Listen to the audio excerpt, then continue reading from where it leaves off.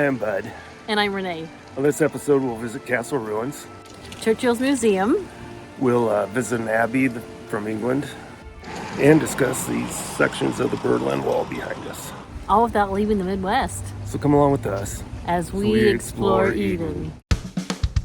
We're all packed up and we're ready to roll. We got 6 more hours to the next time zone. All of the God-given wonders we'll see. Hiking the trails with you beside me. There's nothing I'd rather do than explore Eden with you.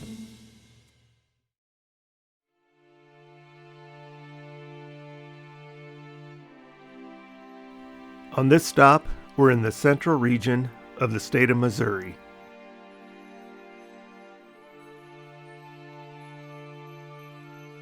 We'll spend our first day at Tonka State Park.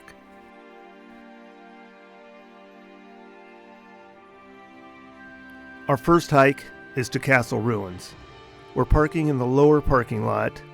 It's a half-mile walk from here. There is an upper parking lot for the handicapped and elderly. The trail from both parking areas are handicap accessible.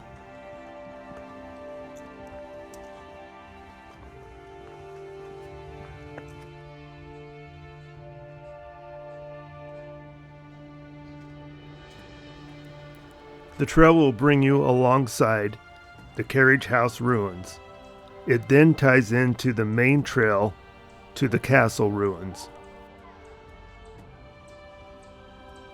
In the early 1900s, a Kansas City businessman, Robert Snyder, bought 5,000 acres, and in 1905 he began construction of his castle, using the walnut and oak lumber and sandstone quarried from the immediate area. In 1906, with just the outer walls of his castle completed, Robert Snyder would die in one of the first fatal automobile accidents in the state of Missouri.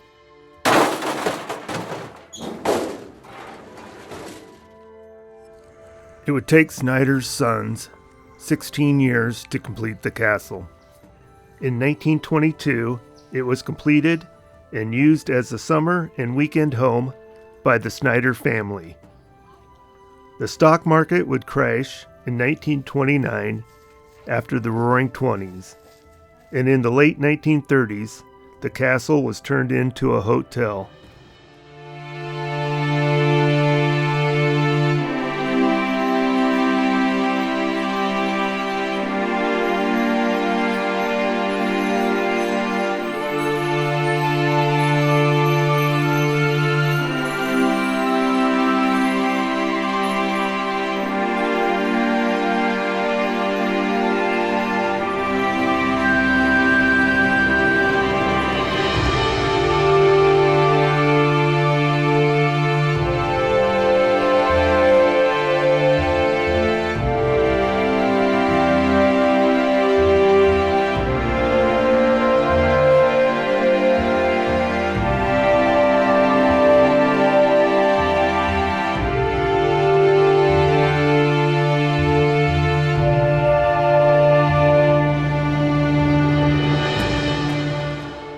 After just a few years of being a hotel, sparks from one of the fireplaces ignited a blaze on the roof.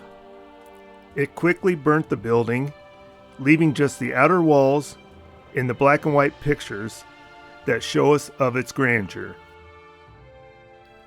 With an atrium whose ceiling rose the full 3 stories, stately meeting rooms, and beautiful bedrooms, the castle was one of the most elegant buildings in the state.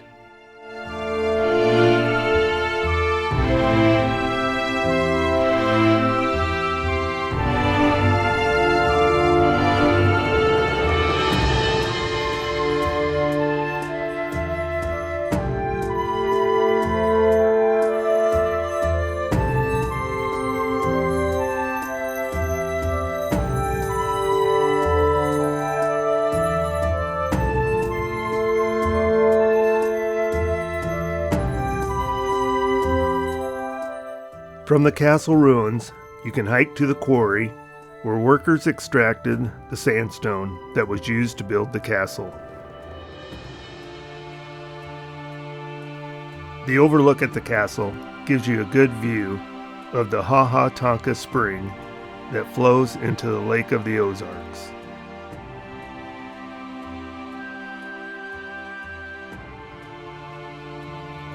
From the castle ruins, we'll hike to the water tower.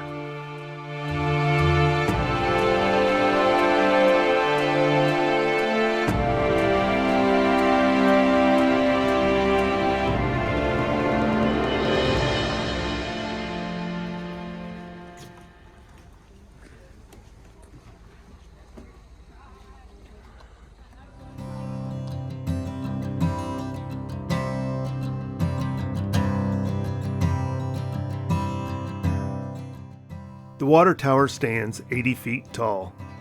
A hydraulic ram pump, powered by water pressure and gravity, was used to lift water from the spring to a tank at the top of the tower, a vertical lift of 300 feet. Water was gravity fed from the tower to the castle. The area below the tank, in the second level of the carriage house, were living quarters for estate employees. The tower was set on fire by vandals in 1976.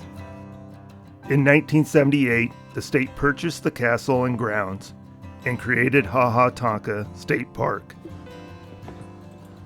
Next, we'll stop at the Natural Bridge. It's a quarter-mile hike from the water tower.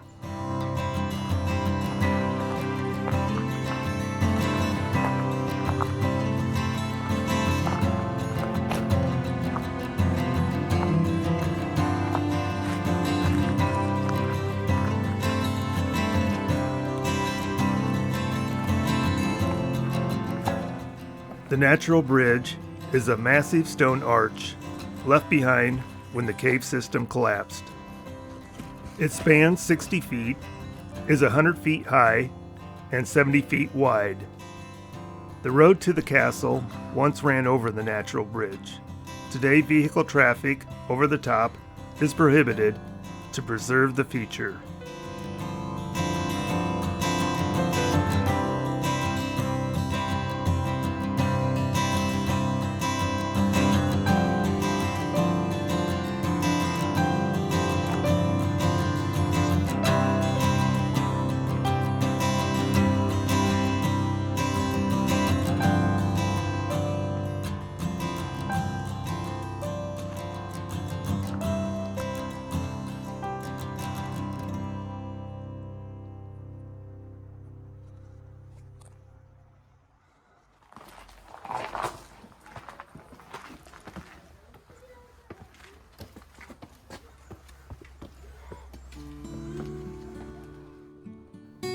From the Natural Bridge, we'll hike the Devil's Kitchen Trail.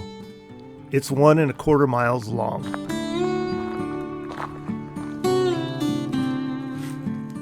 The first feature you come to is the chimney to the Devil's Kitchen. Further down, around the rocks, is an entrance to the cave shelter. Go to the rear of the cave to get a view of the sky through the chimney.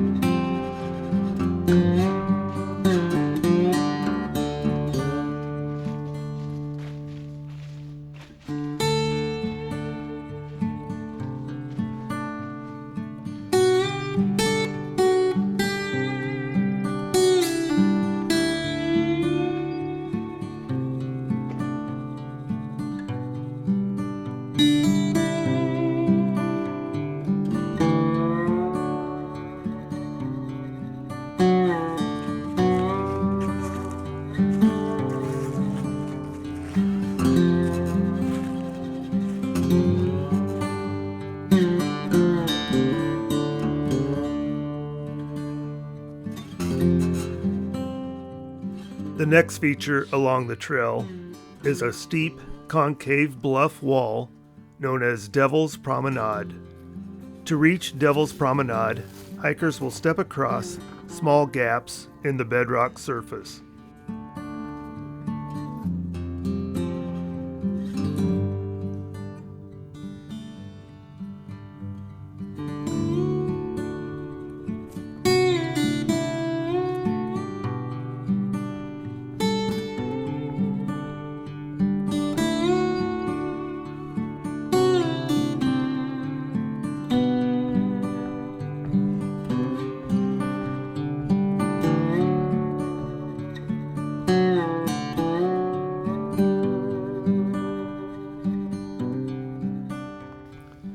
After the Devil's Promenade, the trail climbs out of a sinkhole and leads to the old post office day use area, where it crosses State Road D.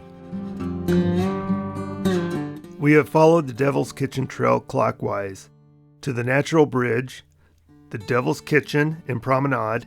At this point, we can go right to remain on Devil's Kitchen Trail or left to go down into the gorge to Spring Trail and Island Trail. We're going left.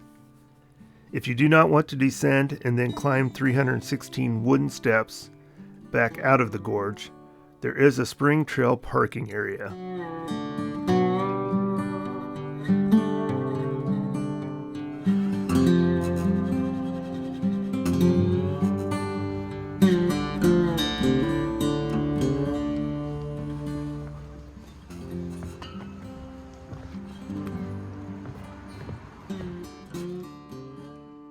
European Americans began to settle in this area in the early 1800s.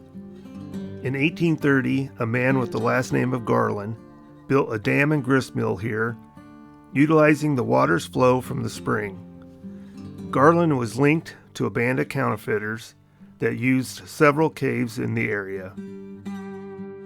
The foundation of the gristmill is all that remains today. It is used to cross the stream and access the Island Trail.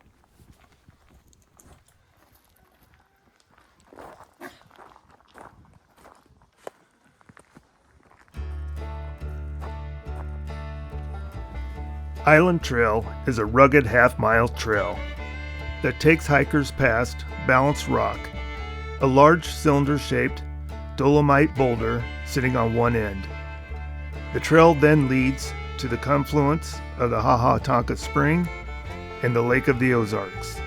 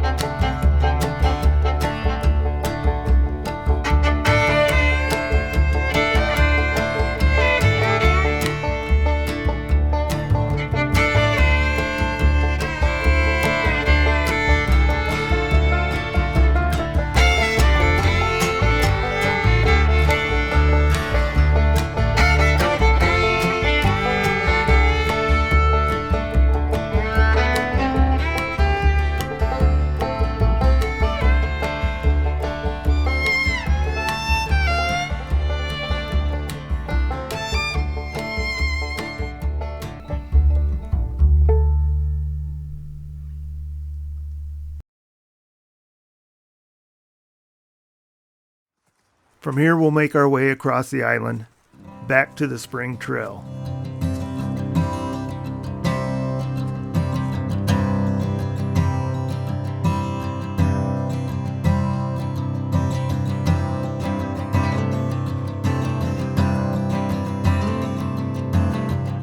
The Spring Trail takes hikers along the Lake of the Ozarks shoreline and Tonka Spring.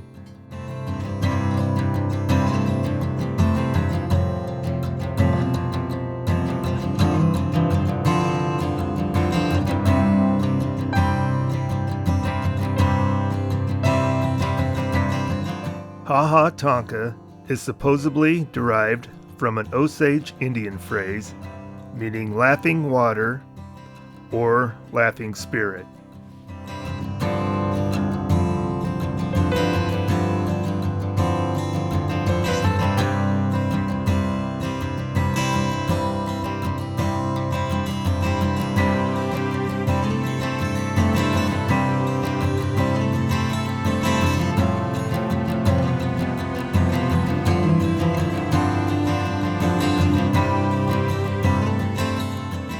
The collapse of a giant cavern created the gorge we are now walking in with its 250-foot high bluffs.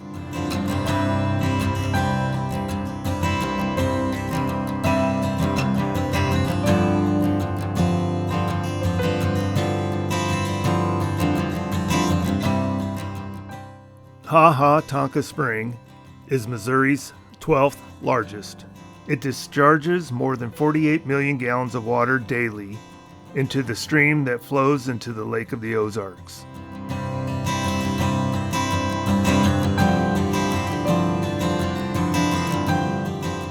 From here we climb the 316 stairs up out of the gorge and then begin to make our way back to the car.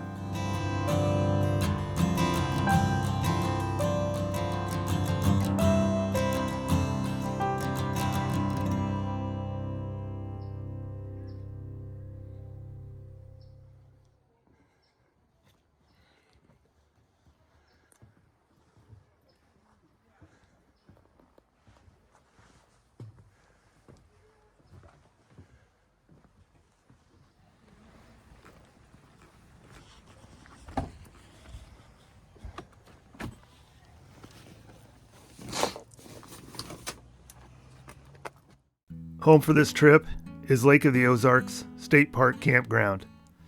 The campground is divided into 4 sections. It has 179 campsites, 129 with electricity, and 50 primitive sites. 30 amp sites are $25 per night, 50 amp $27, and primitive sites $15 per night. Water is available in each section, and 3 sections have showers and restrooms. Just a short walk from the campground is the State Park Marina, with kayak and paddle boat rentals, 6 boat slips available to rent, and a large public beach.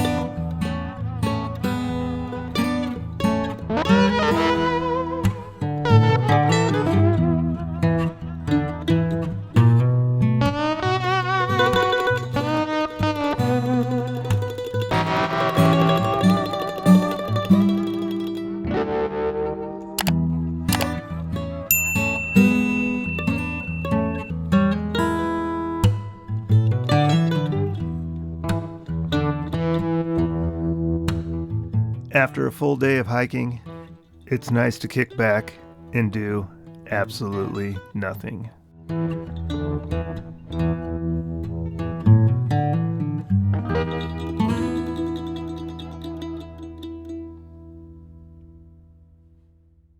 Our next stop is the beautiful campus of Westminster College in Fulton, Missouri. Westminster is a private 4-year liberal arts college that was established in 1851. Enrollment in 2020 was just over 600 students. It is the home to America's National Churchill Museum.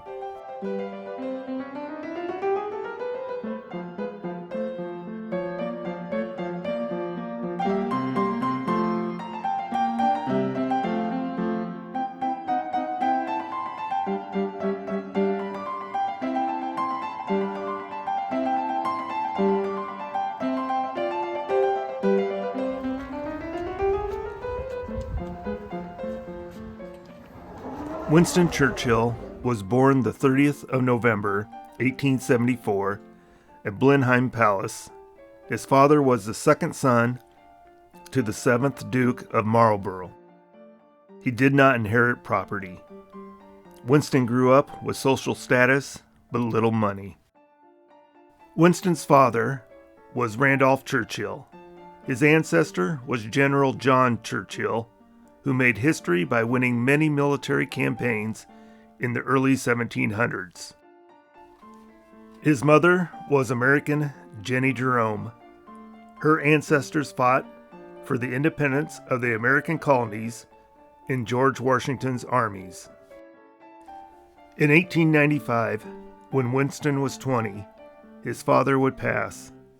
He had been in declining health for several years. Winston's mother would pass in 1921. She had threw herself completely into the English upper class. Winston said, "I loved her dearly, but at a distance." Winston joined the British Army in 1895. In 5 years, he would see more combat action than any other junior officer in the British Army. He supplemented his Army pay by reporting on military campaigns. By 1899, he was reporting on the Boer War in South Africa. He was captured, escaped, and with a dead or alive price on his head, he traveled 300 miles at night in 9 days. In 1900, he was elected to Parliament as a Conservative. He defected to the Liberal Party in 1904. He would return to the Conservative Party later in life. In 1908, Churchill would marry Clementine Hosier. They would have 5 children. In the early 20th century, Europe was a ticking time bomb. Churchill predicted the coming war. In 1914, Archduke Franz Ferdinand, the heir to the Austria-Hungary throne, and his wife Sophie were assassinated. It was the spark that started World War I.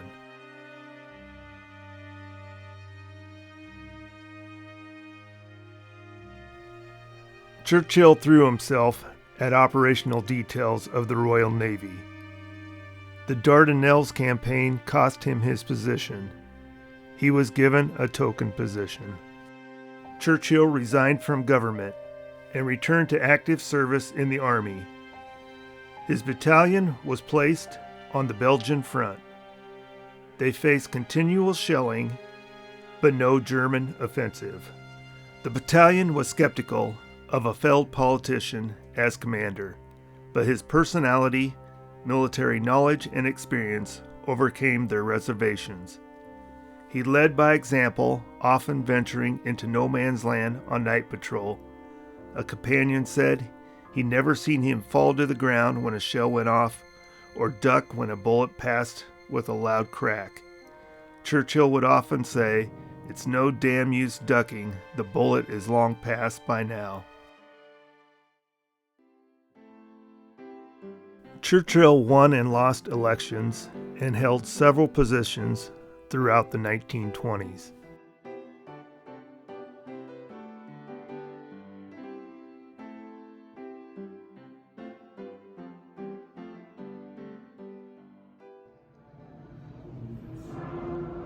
In the 1930s, back in Parliament, Churchill badgered, "Germany is arming. She is rapidly arming." He was seen as an alarmist. In 1937, Prime Minister Neville Chamberlain began to seek an accord with Germany to avoid war and limit spending on arms. This is Churchill's assessment of Hitler's moral character: a maniac of ferocious genius, the repository and expression of the most virulent hatreds that have ever corroded the human breast. Within 6 months, Hitler would violate the Munich Agreement.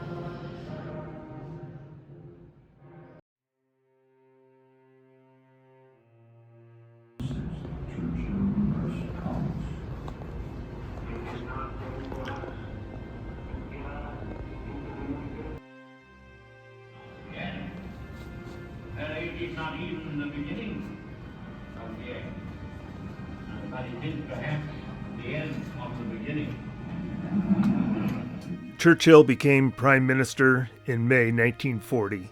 He was 65 years old. By then, most of Europe, from Poland to France, had fallen to Nazi domination. By August, Germany was bombing London. A searchlight just burst into action off in the distance. One single beam of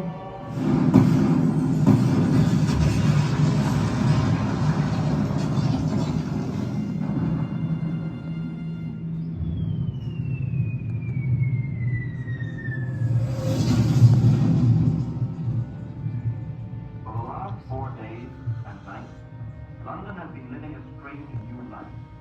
By day, the streets empty towards dusk.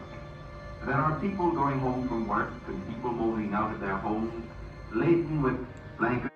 As the raiders' class sounded, men, women, and children came out of their holes in the ground, looking dazed, bewildered, and weary. all the blood, attention of the enemy. Having any way weakened, they are suspending the knowledge of the very danger. Despite the success of the D-Day landings, the end of the war was still a year away.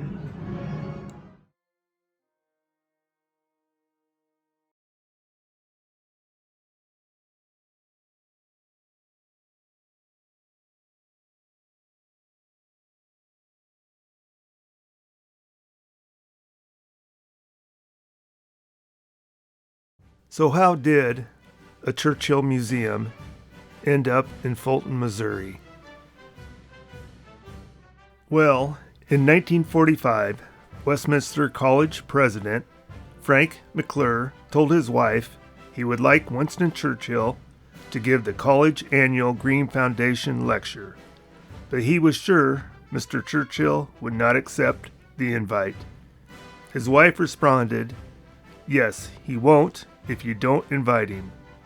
With that, Mr. McClure wrote the invitation and sent it to the United States White House, thinking it would not even be opened. But the president at the time, Harry Truman, was a Missourian. He read the letter and added this to the bottom of the invite. "This is a wonderful school in my home state. Hope you can do it. I'll introduce you."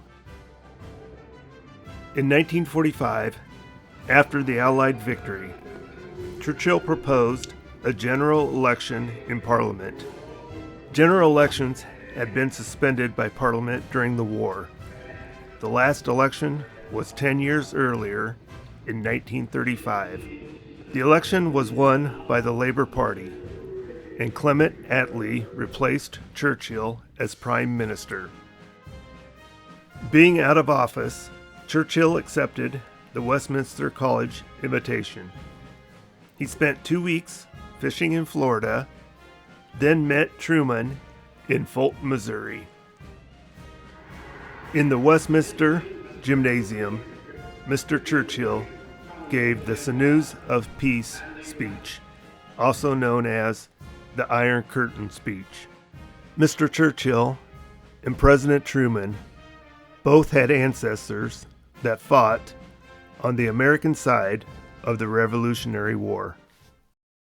The Churchill Museum sits below the Church of St. Mary's, the Virgin Aldermanbury. It was first mentioned in text in 1181. It burnt during the Great Fire of London in 1666.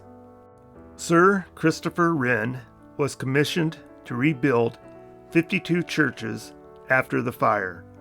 St. Mary, the Virgin, was the 9th he rebuilt. The church was rebuilt on part of the original foundation. They salvaged as much original stone as possible. By 1677, the church was completed. The church stood for centuries, virtually unchanged, until the 29th of December, 1940.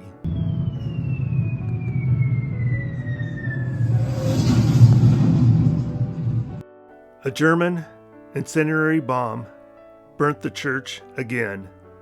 By the next morning, all that was left were the outer walls, columns, and bell tower. This map shows the destruction to London caused by the German bombing raids. It was impossible to rebuild all the damaged buildings. By 1960, several buildings remained in their post-war condition.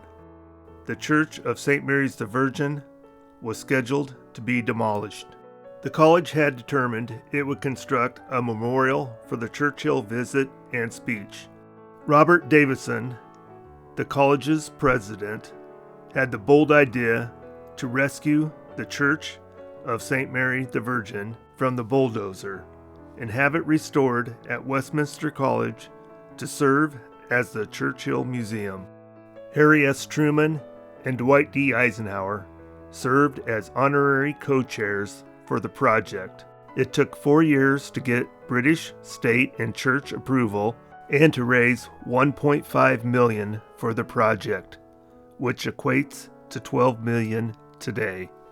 In 1965, the 7,000 stones were taken down, cleaned and labeled, 650 tons of blocks, shipped by boat to Virginia. The U.S. Shipping Board moved them as ship ballast at no charge, by rail from Virginia to Fulton. The carefully ordered stones were scrambled during the shipping process. It took builders a full day to locate the first 2 stones. The exterior and interior were restored as Wren designed in 1672. The glass was made using the same process from the 17th century. A Dutch firm cast the 5 bronze bells for the bell tower, and Noel Mander, who watched the church burn in 1940, built the organ.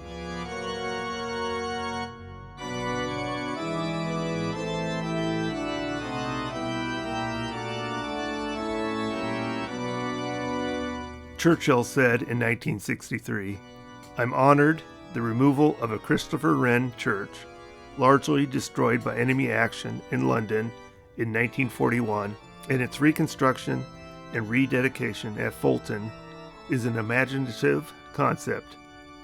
Churchill would die in January 1965.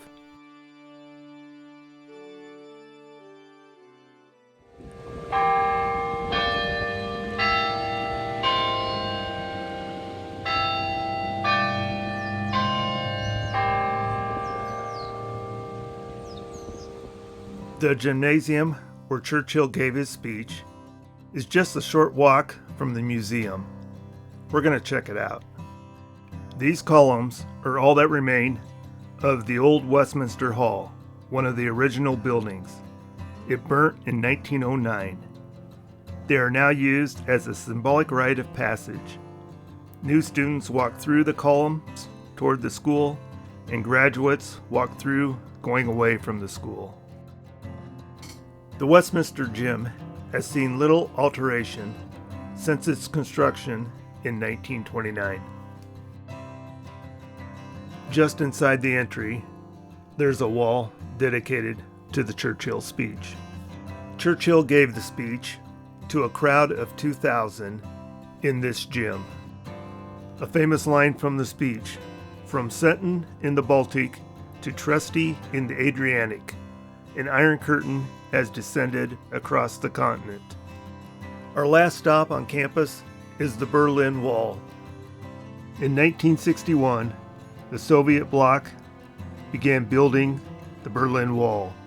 They portrayed the wall as protecting its population from fascist elements conspiring to prevent the will of the people from building a communist state. The Berlin Wall would come down in 1989. Artist Edwina Sandys, granddaughter of Winston Churchill, took 8 sections of the wall and cut figures of a man and woman. These openings where people can freely pass, break through. The sun has set on this adventure. Lake of the Ozarks State Park and Campground was a beautiful park to set up camp. Tonka State Park, with its history and geologic features, is a great park to hike. If you're interested in Winston Churchill, World War I or II, the National Churchill Museum is a must-stop. Until the next one, take care and get out there and explore Eden.